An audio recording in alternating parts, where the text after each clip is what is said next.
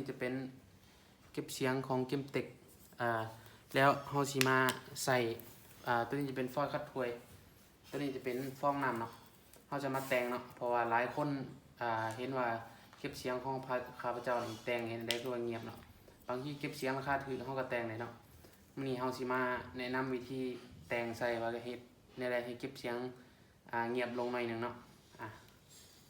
คือตัวนี้ข้าพเจ้าแต่งแล้วเฮาสิมาแกะให้เบิ่งเนาะว่าข้าพเจ้าแต่งในใดข้าพเจ้าจะตัดฟอยล์ถ้วยใส่เนาะเพราะว่าหยังเพราะว่าตัวนี้มันจะช่วยดูดซับลมบ่ให้ออกไว้เนาะคือสมมุติเก็บเสียงนี่ระบบเฮาต้องเข้าใจระบบมันเนาะมันใส่ความแห้งหรือว่าลมออกมาเนาะแต่เฮาต้องพยายามเอาตัวนี้เบรกลมมันไว้เนาะเพื่อให้มันระบายลมสะอาดนี่คือตัวนี้นี่ข้าพเจ้าจะใส่แบบนี้แล้วก็ยิงออกเลยบ่เป็นหยังเนาะคือบ่ต่างหยังกับพวกห้างกินดื่มหรือว่าผับเนาะเขาเจ้าจะมีฟองน้ำฟองน้ำแบบนี้ติดฝาหรือว่าใส่พวกขี้แกบอีกอย่างเนาะตัวนี้เขาใส่ฟองน้ำมันนี่ใช้แทนได้เนาะวิธีใส่กันง่ายๆเนาะเขาจะเอาโต๊ะหัวเก็บเสียงตัวนี้ออกมาหัวเก็บเสียงตัวนี้ออกมา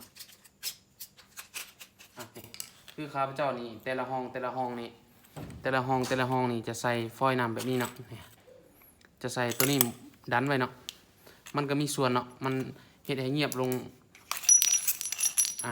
แต่ละคนลองไปเฮ็ดเบิ่งเนาะครับบ่เชื่อข้าพเจ้า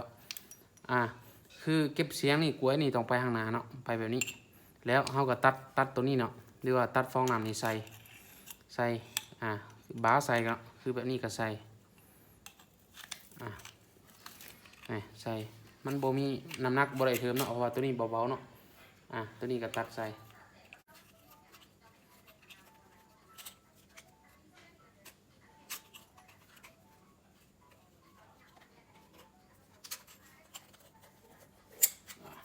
กรณีแบบนี้คือมันบ่ถูกลองเนาะ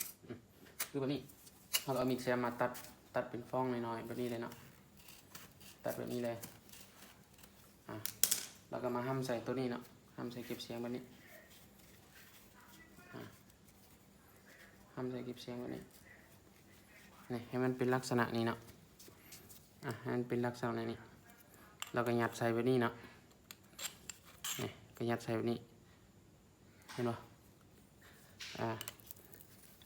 คือกันเนาะแต่ละอันเฮ็ดเป็นห้องไว้เนาะ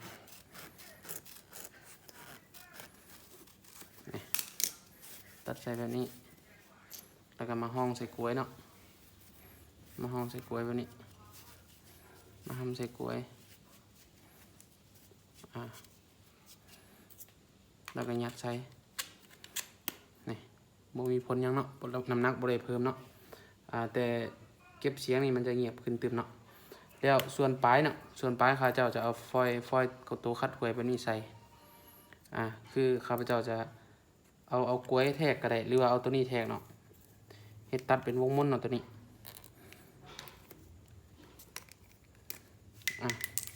เขาจะแทกเอาแบบนี้เนาะบ่ให้มันเปลืองแทกเอาแบบนี้แทกเอาแบบนี้เป็นวงม่นแล้วก็ตัดเนาะตัดไปตามขนาดเลย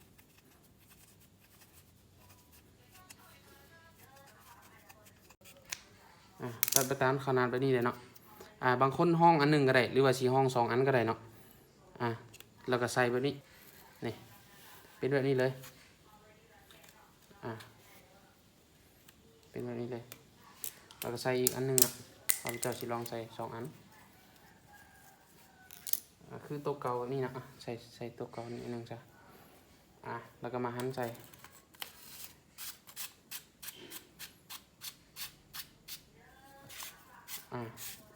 ตัวนี้มันเฉพาะแต่งตัวปลายเก็บเสียงเนาะแต่งตัวปลายเก็บเสียงแล้วเขาต่อมาเขาสิมาแต่ง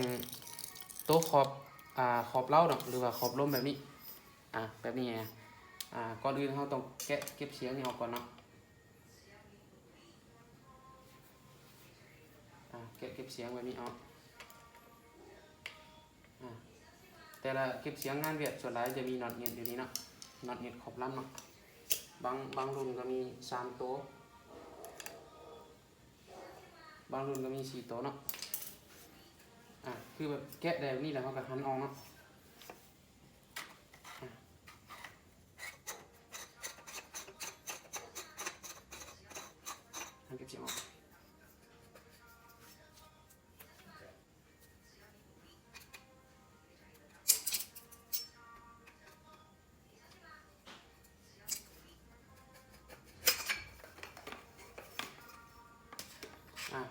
คือแบบนี้เนาะมาเบิ่งนำกันคือแบบนี้เราจะหันปลายตัวนี้ออกเนาะหลังจากนั้นเราต้องเข้าใจว่าเก็บเสียงนี่มันจะใส่แบบนี้เนาะมันจะใส่แบบนี้ลมจะออกปลายทีแน่แล้วก็กลับหลังแน่เนาะส่วนลมที่ออกปลายตัวนี้เราแต่งเรียบร้อยตัวนี้เป็นลมที่ออกปลายเราแต่งส่วนลมที่กลับหลังเราก็สามารถใส่ขอบลำนี้ได้เนาะเอาพวกนี้แหละยัดใส่ขอบลำนี้ยัดใส่ให้มันเต็มเลยก็ได้เพราะว่ายังคือเราอธิบายตอนต้นคลิปเนาะมันจะช่วยลดพรความแห้งของลมนะตัวที่ลมออกไว้นะมันจะยึดไว้เนาะมันจะเบรกลมซากว่าเก่าเนาะเราจะตัดไว้นี่เลยตัดไว้นี่เลยตัดแล้วก็ยัดใส่เลยเนาะมากน้อยมากหลายยัดใส่เลยตัวนี้บ่ได้มีผลเสียต่อปืนเนาะมีแต่ผลดีเสียงเงียบพอเนาะนี่ใส่แบบนี้เลยนี่ยัดใส่แบบนี้เลยเนาะยัดก็ต้องให้มันเที่ยงกันเนาะหรือว่าซี่โครงแบบนี้แล้วก็คอยยัดไปเนาะ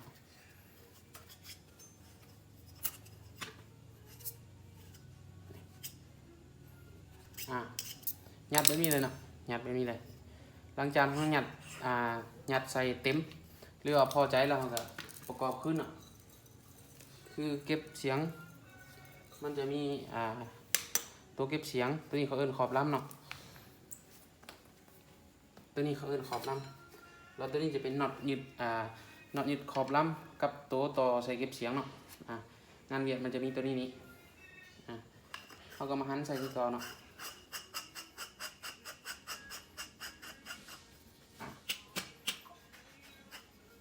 นี่มาหันใส่